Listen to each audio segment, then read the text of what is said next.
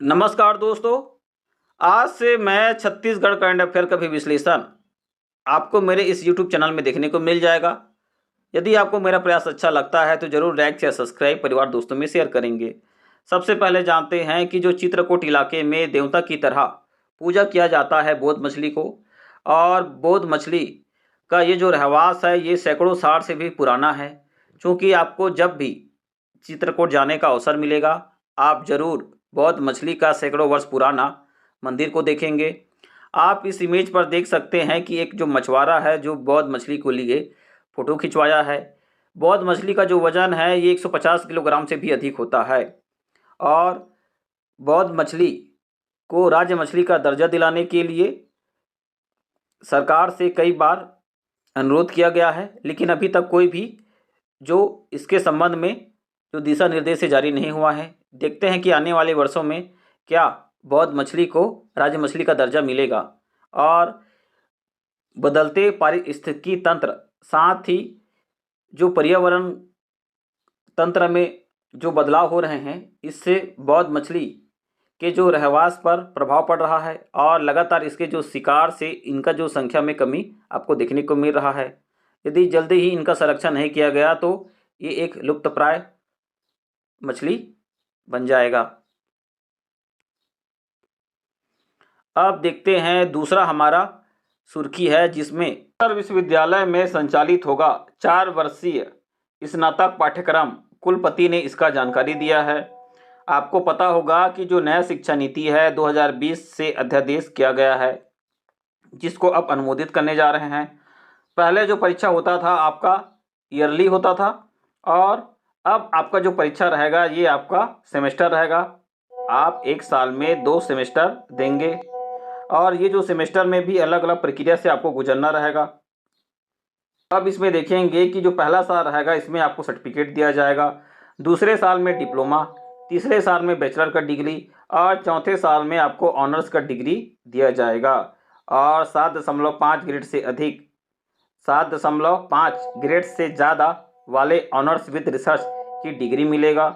तो ये जो नया शिक्षा नीति है ये सभी अभ्यर्थियों के लिए, अब देखेंगे कि जो नया शिक्षा नीति है ये अभ्यर्थियों के लिए कितना हितकारी रहेगा, ये आपको समय के साथ ही आपको पता चलेगा। बस्तर की पारंपरिक सोना मन्नी साड़ी को टैग दिलाने का प्रयास जारी है। पूरी दुनिया में पनका साड़ी के नाम से मशहूर है सोना मनी साड़ी, और पहचान दिलाने के लिए इसका प्रयास लगातार जारी होता है।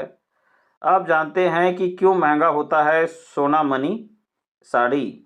पूरी तरह से प्राकृतिक सूती धागे से तैयार सोना मनी साड़ी की जो कीमत है ये 10,000 रुपये तक होती है। एक साड़ी बनाने में 3 दिनों का समय लगता है। आदिवासी महिलाएं पूजा अनुष्ठान के दिन इसे पहनना शुभ मानती हैं। देश विदेश में इस साड़ी की बड़ी मांग है। डिमांड को देखते हुए अब तक 300 ग्रामीणों ने पनका साड़ी बनाने के लिए विशेष परीक्षण दिया गया है। चूँकि इस साड़ी को बस्तर के पनका जाति के लोग सूती के धागे से परंपरानुसार हथकरघा में साड़ी बनाते हैं। यह कार्य सैकड़ों वर्षों से बस्तर के विभिन्न गांवों में बनाई जाती है। सफ़ेद रंग की सूती साड़ी और उसमें कत्थई रंग की सुंदर कारीगरी, एक तरफ जहां बस्तर को प्रतिबिंबित करती है, एक तरफ जहां बस्तर को प्रतिबिंबित करती है, वहीं इसकी खूबसूरती देश दुनिया में विख्यात है। पनका जाति के लोग देश दुनिया में विख्यात है। पनका जाति के लोग शहर से सूती धागा खरीद कर ले आते हैं और इसे गोबर पानी में रात भर भिगाते हैं। तत्पश्चात साफ कर इसे सुखाते हैं, और यह प्रक्रिया लगातार 7 दिनों तक दोहराई जाती है। ऐसा करने से धागे का रंग दूधिया रंग पूरी तरह से स्वच्छ और सफ़ेद हो जाता है। इस धागे को ताना बाना में लपेटा जाता है। इसी तरह कत्थई रंग का धागा बनाने के लिए साजा नामक पेड़ से, जिसे ग्रामीण आदन कहते हैं, की छाल को कूटकर पानी में डाला जाता है। सूती धागे को 5 दिनों तक डुबाकर पूरी तरह से रखा जाता है, और इसे सुखाने के बाद 24 घंटे तक अरंडी के तेल में डुबाकर रखा जाता है। फिर इसे कूट कर धोया जाता है। ऐसा करने से धागे कत्थई रंग का पक्का हो जाता है और इतनी लंबी प्रक्रिया के बाद साड़ी का काम शुरू हो जाता है। तो आप स्क्रीन पर देख सकते हैं, ये पनका जनजाति का एक व्यक्ति है जो अपनी सबसे महंगी सोना मनी साड़ी को दिखा रहा है। बैलाडीला में मौजूद है करोड़ों साल पुराने फर्न। वनस्पति शास्त्री मानते हैं कि जुरासिक कालीन से जीवित जीवाश्म हैं। ऐसे पौधे मध्य प्रदेश के पंचमढ़ी इलाके में भी देखे जा चुके हैं। जुरासिक कालीन है फर्न बचेली के डिपॉजिट 5 में अभी भी मौजूद है। 1347 फर्न। छत्तीसगढ़ का जो लौह अयस्क भंडार के नाम से चर्चित है बैलाडीला का प्रक्षेत्र जुरासिक कालीन दुर्लभ फर्न ट्री से विख्यात है। करोड़ों वर्ष पुराने इन फर्नों को जीवित जीवाश्म कहा जाता है। अभी भी बैलाडीला की पहाड़ के नाला क्षेत्रों में 1347 पर मौजूद हैं और 1347 एक जगह का नाम है। इनकी सुरक्षा का दायित्व केंद्रीय पादप जैव संरक्षण विभाग पर है। करोड़ों वर्ष पुराने इन जीवित जीवाश्मों की खोज सबसे पहले भूगर्भिक डॉक्टर क्रूक्संक ने वर्ष 1940 में किया था और संभागीय मुख्यालय से 125 किलोमीटर दूर लौह अयस्क से परिपूर्ण बैलाडीला पहाड़ के अंतर्गत एनएमडीसी की बचेली लौह अयस्क परियोजना में संचालित है। इस परियोजना के अंतर्गत डिपॉजिट 5 के गली नाला क्षेत्र में अल सोफिला स्पूनिलोसा और इस परियोजना के अंतर्गत डिपॉजिट 5 के गली नाला के क्षेत्र में अल सोफिला स्पूनिलोसा और अल सोफिला जायंट प्रजाति के 1347 फर्न ट्री अभी भी मौजूद हैं। इनकी ऊंचाई 1 फीट से लेकर 7 मीटर तक है। यह इलाका पूरी तरह से प्रतिबंधित है, इसलिए गली नाला से लेकर पंप हाउस तक संरक्षित उद्यान की तरह फर्न ट्री फल फूल रहे हैं। पंप हाउस इलाका भी पूरी तरह से केंद्रीय औद्योगिक सुरक्षा बल के संरक्षण में है और यहाँ प्रवेश प्रतिबंधित है, इसलिए पंप हाउस के समीप जलप्रपात और सघन फर्न ट्री आम लोगों की पहुंच नहीं है।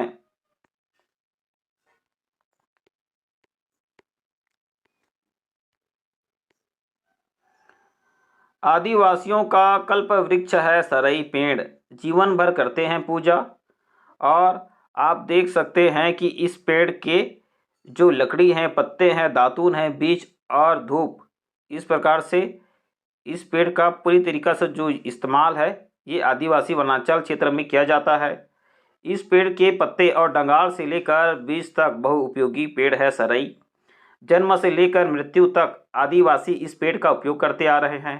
सरई के पत्ते घर में दोना पत्तल बनाने का उपयोग करते हैं और इसके बीज को बेचकर आदिवासी अपना जीवन बसर करते हैं। इससे इमारती जलाऊ लकड़ी, साल का बीज, धूप उपयोगी और कई तरह के औषधियाँ मिलती है। यही कारण है कि वृक्ष को आदिवासियों का कल्पवृक्ष भी कहा जाता है। बस्तर संभाग के सुकमा, दंतेवाड़ा, बीजापुर, नारायणपुर या कोंडागांव में इस वनांचल क्षेत्रों में साल वृक्षों पर